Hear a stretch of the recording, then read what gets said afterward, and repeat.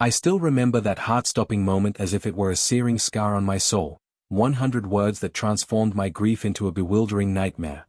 At my husband's funeral, under heavy grey skies and amidst tearful mourners, I stood in stunned silence while my parents, of all people, celebrated. Their laughter and cheerful toasts, delivered at a lavish family dinner mere hours after the service, crashed into me like tidal waves of betrayal. I felt abandoned, betrayed, and utterly invisible, as if my pain were a mere inconvenience to them. That day, my world split in two. One side mourned a husband lost too soon, the other reveled in a callous celebration of life. I would soon learn that their actions afterward stunned me even more than that bitter moment. For nearly a decade, my husband and I had shared a life built on quiet promises and dreams nurtured in hushed moments. Our love, once so vibrant and sure, had weathered storms, small arguments, and the daily grind of responsibilities.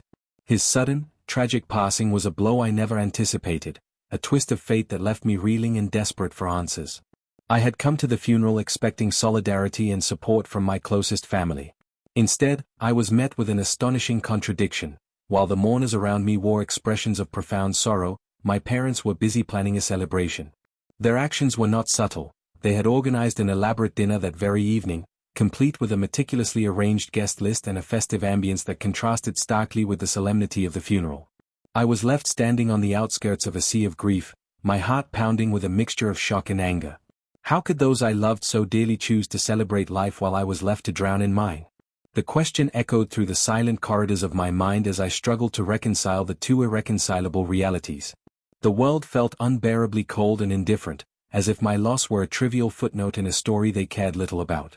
I watched, tearfully and in disbelief, as my parents exchanged smiles and raised their glasses in a toast that felt like a final, cruel insult to everything I held dear. The days that followed were a turbulent blend of isolation and bitter introspection. I found myself wandering the empty halls of our once shared home, each step resonating with memories of laughter, shared dreams, and whispered hopes that now seemed forever lost. I recalled long nights spent discussing future plans, vacations we had eagerly anticipated, and quiet moments of comfort that I had come to rely on. Instead, those spaces now echoed with the hollow sound of abandonment. My parents' decision to celebrate, rather than grieve, was a betrayal that cut deeper than any physical wound. It was as if they had chosen to erase the pain, dismissing my sorrow as an inconvenient disruption to their own lives. I spent countless hours in a state of disbelief, the raw ache of loss mingling with a growing fury. I questioned every conversation, every subtle hint that might have foretold this heart-wrenching turn. Had I been so blind to their indifference? The realization was as crushing as it was inevitable. My parents had always valued appearances over genuine emotion, and my grief was nothing more than an obstacle to their curated version of family unity.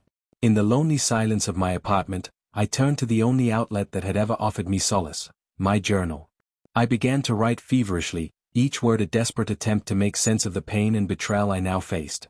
I recorded the details of that day at the funeral, the surreal juxtaposition of mourning and celebration, and the bitter taste of rejection that now tainted every memory of our family. My handwriting was jagged and raw, the ink mixing with tears as I tried to document not just what had happened, but what it meant for me, what it meant for a woman who had once believed in the sanctity of family bonds and the power of shared grief. The more I wrote, the more I realized that this betrayal was not just about a missed funeral, it was about a lifetime of unspoken priorities and hidden resentments. I had devoted myself to nurturing a love and a life that I thought was built on trust, only to discover that those foundations were riddled with cracks.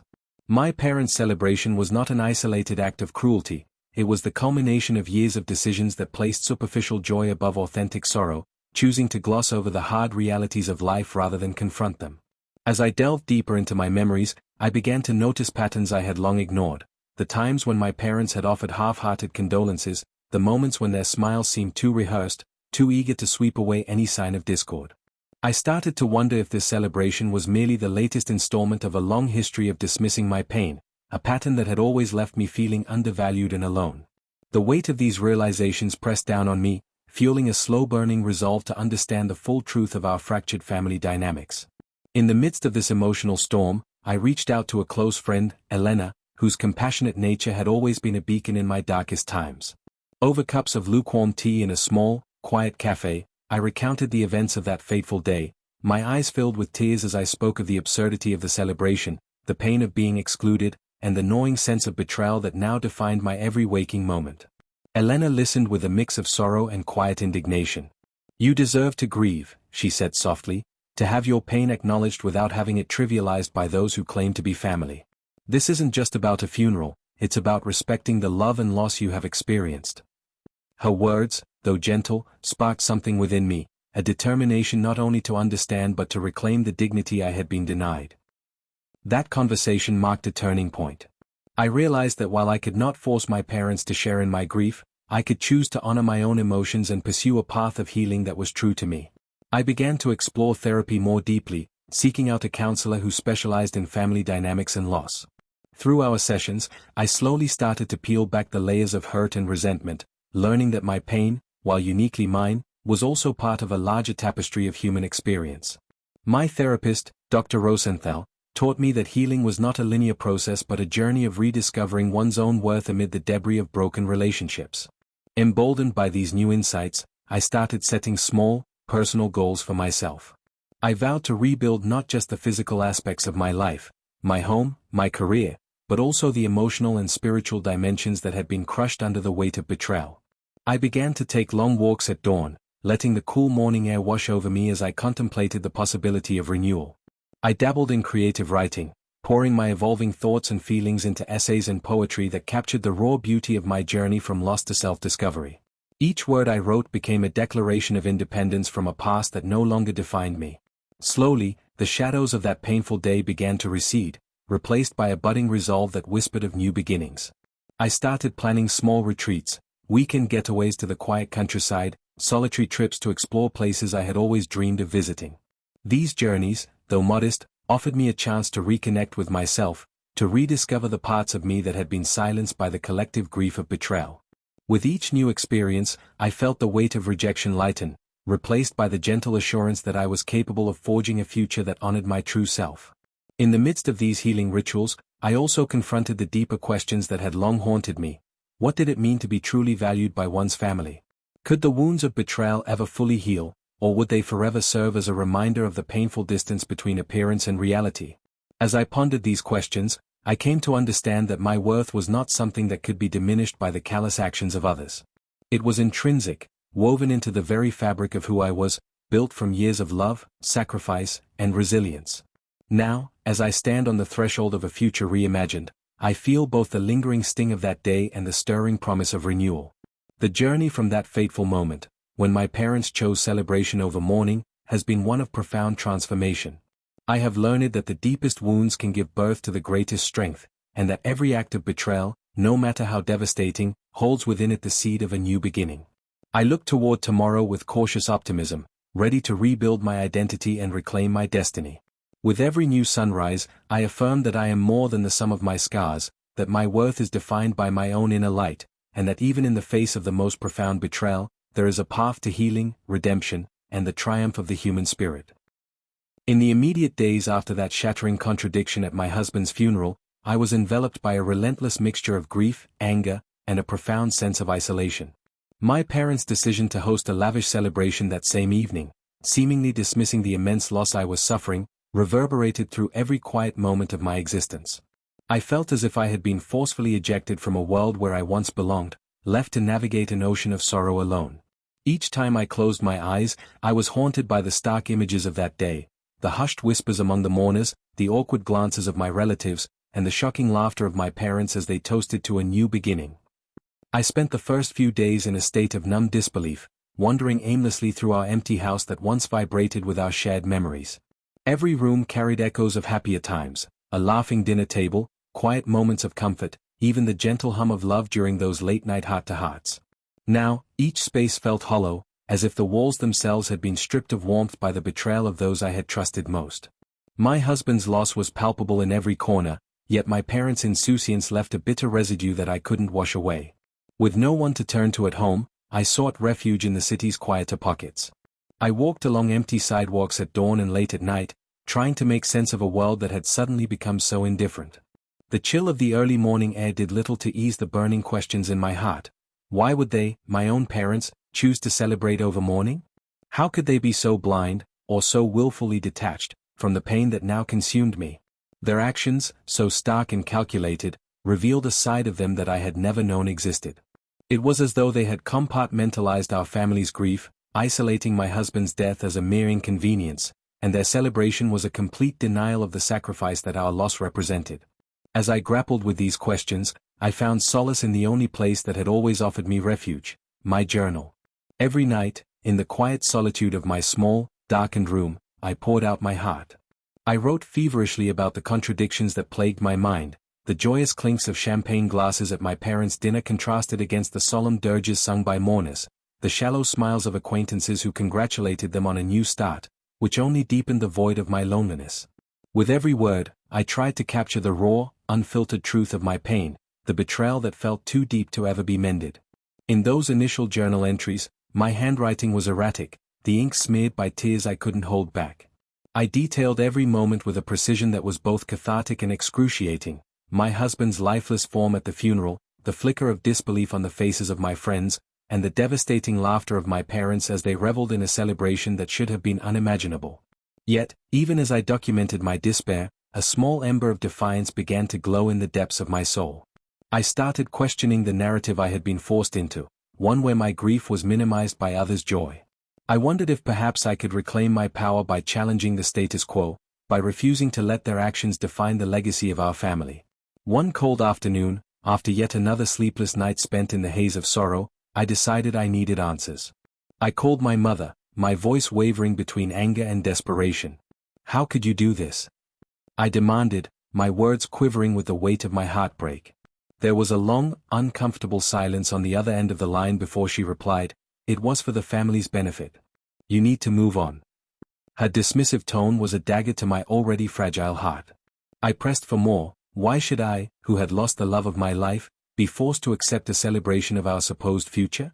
But her answers were as hollow as the empty space left behind by my husband's absence. That conversation left me with a burning realization. My parents' priorities were skewed by their own desires and perhaps a long-held bitterness I had never suspected. In the midst of my internal turmoil, I also found myself questioning my own role in the unraveling of our family. Had I, in some way, contributed to this cold, clinical detachment? Had I been so consumed by my own pain and grief that I failed to see the undercurrents of resentment that had long simmered beneath the surface? These thoughts were as painful as they were unanswerable, and each new day seemed to add another layer of complexity to the emotions I struggled to untangle. Yet, amidst the isolation and raw agony, I began to discover something unexpected, a quiet resolve, a stirring of inner strength that I had long forgotten. In the silence of early mornings and the soft glow of twilight, I found moments of clarity. I realized that while my parents' actions had wounded me deeply, they did not have the power to define who I was. I recalled the countless times I had risen from setbacks in the past, a difficult project at work, a personal loss, moments when I had felt utterly defeated, yet had managed to find a spark of hope. I understood that this pain, as searing as it was, could be transformed into a catalyst for my own rebirth. Slowly, I began to take steps toward healing. I reached out to a close friend, Elena, whose empathetic nature had always provided me with a safe space to express my innermost fears. We met in a quiet park on a brisk autumn afternoon, where the rustle of falling leaves provided a melancholy yet soothing backdrop. I recounted my story, every painful detail of that day, every hurtful word, and Elena listened without judgment. "You are allowed to grieve, but remember, you deserve to be cherished," she said softly. Her words, simple yet profound, were like a balm to my wounded heart, and they planted the first seeds of a new resolve within me. Emboldened by Elena's support, I began to re-establish a routine that nourished both body and soul. I started taking daily walks, allowing the rhythmic sound of my footsteps on the pavement to remind me that life continued despite the darkness. I picked up old hobbies I had abandoned, the guitar, my sketchbook, and gradually began to let creativity seep back into my days. In these small acts of reclaiming my identity, I started to see that while the betrayal of that day would always be a part of my story, it did not have to be the end of my journey. At work, I threw myself into my responsibilities with renewed vigor. Every meeting became an opportunity to assert my ideas, every project a chance to prove that I was more than just a victim of my parents' callous celebration. I spearheaded innovative initiatives that challenged the stagnant routines of the past, and slowly, the respect I had once lost began to return.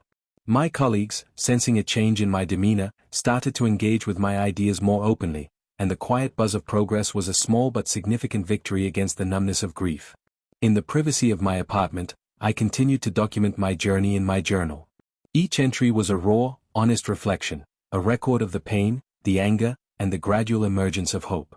I wrote about the betrayal, the isolation, and the long, arduous nights when the weight of my loss seemed unbearable.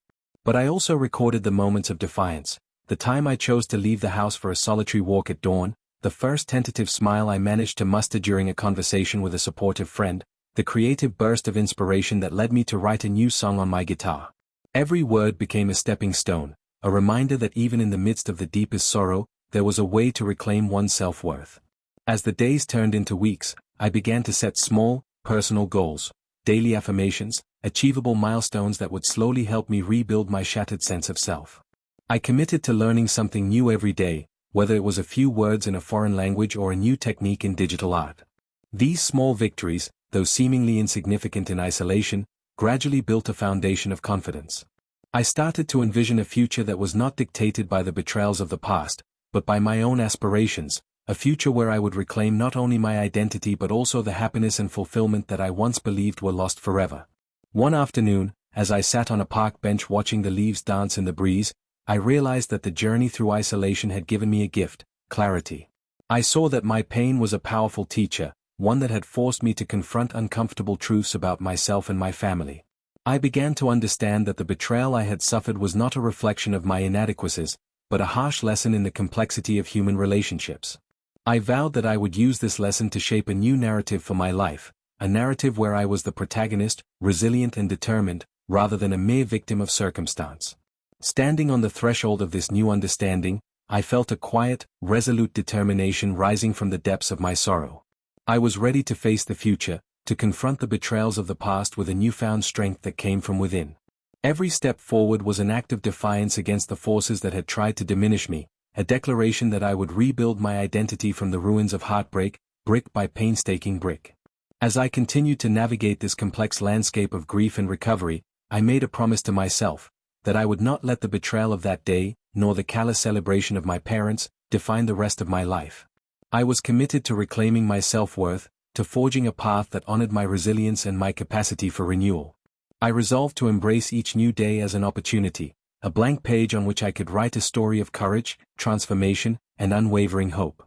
And so, in the midst of the lingering echoes of that painful day, I found a spark, a tiny but persistent flame of determination that grew with every sunrise. I began to see that my journey, though marred by betrayal and isolation, was also a testament to the indomitable human spirit. I knew that the road ahead would be fraught with challenges and moments of lingering doubt, but I was ready to face them head-on. Every step I took, every new goal I set, was a step toward a future where my worth was defined not by the shallow judgments of others, but by the strength of my own character. I woke on the day after that painful confrontation with a heavy heart and a mind racing with everything that had led us to that shattering moment. My husband's violent outburst, spurred by the venomous words of his mother, still pulsed through me like a dark memory. Yet what he witnessed next, the horrified reflection of his own actions and the irreversible truth in his eyes, transformed that moment of aggression into a turning point neither of us could ever ignore. That final, devastating realization broke through the haze of anger and left him trembling in regret. In the silence that followed, our lives hung in a precarious balance between unbearable sorrow and the faint promise of redemption. 4 weeks after that night, our home became a battleground of raw, conflicted emotions. I moved through the rooms as a ghost, each corner echoing memories of happier times when love was our bond and trust our unspoken language. I could still see the vivid flash of his anger, the moment when he raised his hand in a fit of rage, and the slow, agonizing shift that followed when his gaze met the mirror on the wall. It was as if, for a split second, he saw not just his own reflection, but the monster that his unchecked fury had wrought. That sight, so raw and unforgiving, left him devastated, a broken man confronting his own reflection and the ruin it spelled out. I remember the look in his eyes, a mix of shock, horror, and profound regret, as if the image of his own pain had finally forced him to confront the truth. I spent countless hours alone after that night, oscillating between overwhelming grief and a simmering need for answers. In the quiet aftermath, I sat on our worn-out sofa in our dim living room, tears silently carving tracks on my cheeks, and replayed every detail, his mother's biting words that had ignited his fury, the explosive moment of violence that had ripped through the air, and then that crushing silence when he beheld his reflection. I knew that his devastation was not simply about what he had done, it was about what he saw in himself, a realization that shattered the carefully constructed facade of our marriage and his own identity. Slowly, the shock began to recede, replaced by a numb clarity that I could neither fully accept nor dismiss. I realized that our lives, our very future together, could no longer continue on the path we'd known. The betrayal, the violence, and the subsequent collapse of his self-image forced me to question everything. Our love, our shared dreams, and even my own role in the silent erosion of what we once held dear. Had I been so blinded by hope that I ignored the subtle signs, the whispered discontent, the darkening glances, the hints of secrets left unsaid? In the depths of that soul-searching, I began to see that our union had been built on precarious foundations, long in need of honest reckoning. One particularly bitter afternoon, with the winter rain tapping softly against our window, I decided it was time to confront the shattered fragments of our past and forge a path forward. I sat down with him in the quiet of our study, the room dimly lit by the soft glow of a single desk lamp. "We need to talk," I said, my voice steady despite the tremor in my heart. There was a long, painful silence as he avoided my eyes, each second stretching like an eternity. Finally, his voice broke through in a whisper, "I'm so sorry, I never wanted to hurt you." But his apology, drenched in regret, was not enough to erase the horror of what had transpired, the violence, the moment of self-revelation that had left him broken, and the painful truth that we had both been complicit in a silent decay of trust. I pressed gently, "What did you see? What made you stop?" His eyes filled with tears as he recounted the moment he caught his reflection. "I saw a man I never thought I'd become, a man consumed by anger and cruelty, a man whose face I couldn't bear to look at," he confessed, his voice choked with remorse. His admission was raw and gut-wrenching. In that moment, I understood that his devastation was as much about the person he had become as it was about the betrayal that had been inflicted upon our love. I realized that for him, the mirror had become a portal to a truth he had long denied, forcing him to confront the darkness that had taken root in his soul. That conversation marked the beginning of a painstaking journey towards reconciliation, one fraught with difficult truths, apologies, and the slow, painful process of rebuilding trust.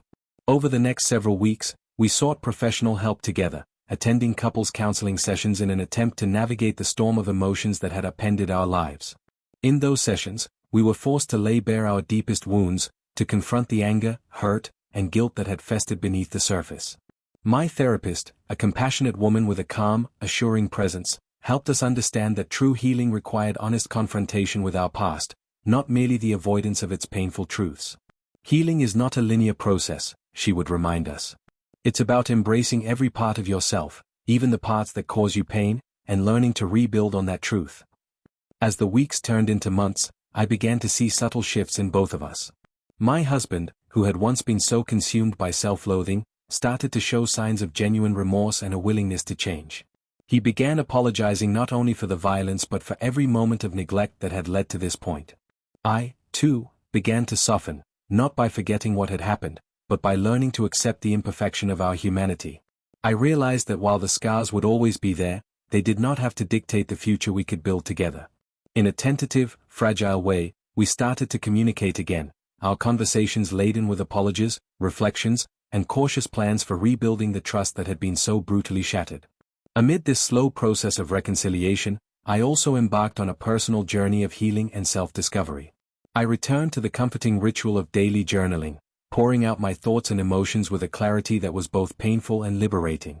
I began to write not just about the betrayal and the violence, but also about my dreams, my hopes for a future where love and respect were the cornerstones of every relationship. I explored creative outlets that I had long abandoned, painting, playing the piano, even writing poetry that captured the raw spectrum of my emotions. Each creative act was a small victory, a testament to my resilience and a defiant proclamation that I would not be defined solely by the betrayals of the past. In my solitude, I also reconnected with old friends and began to form new bonds with those who had faced their own dark nights of the soul. Their stories of pain, perseverance, and eventual triumph served as beacons of hope, reminding me that I was not alone in my struggle. We shared long conversations over coffee, where we discussed our deepest fears, our regrets, and our visions for a future free from the shadows of our past. Their support, their belief in my strength, gradually rekindled a part of me that I had thought was lost forever. At work, my journey toward healing was mirrored by a professional resurgence. Despite the storm in my personal life, I threw myself into my career with a renewed sense of purpose. Every meeting, every project became an opportunity to channel my pain into creative energy, to prove to myself and to the world that I was capable of overcoming even the darkest moments. I led initiatives that pushed the boundaries of what we had once considered possible, and slowly, the respect I had once lost began to return. My colleagues, witnessing the transformation in my demeanor, began to see me as not just a victim of circumstance, but as a leader reborn from the depths of despair. One particularly poignant moment came on a crisp autumn day, when I found myself sitting on the steps of a quiet park, watching leaves drift lazily to the ground. As I observed the natural cycle of change, each leaf falling only to be replaced by new growth, I felt a profound connection to the world around me. In that moment, I understood that life was a series of endings and beginnings, and that even the most painful chapters eventually gave way to renewal.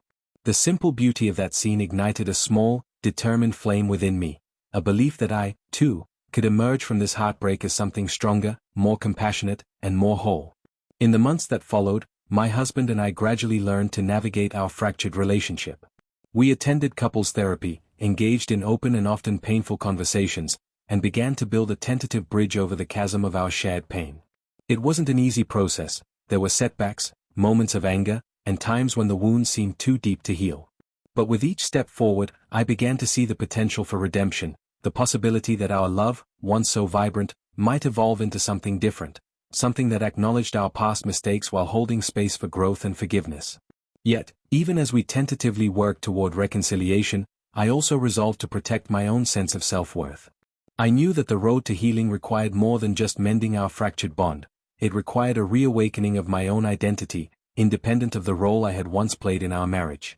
I dedicated time each day to self-care, to pursuits that enriched my spirit and reaffirmed my value.